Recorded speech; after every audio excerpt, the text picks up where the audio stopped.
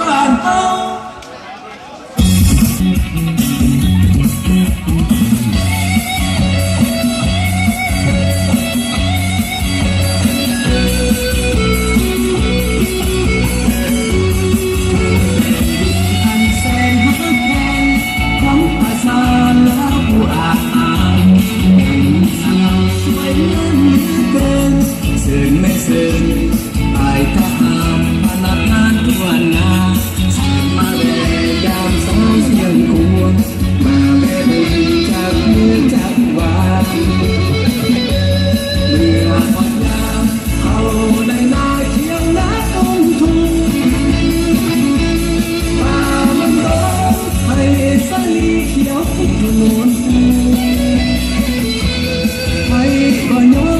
สาวบ้านเฮาจะไม่เก่งแค่ไหน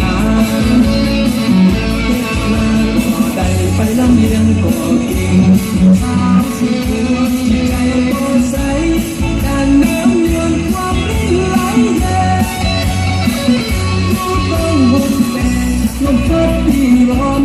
หน้าอ่อนซ้อนแม่สาวกองร้องแม่นกองห้อยสิบชมีแต่ความตื่นเต้นที่สาวพามา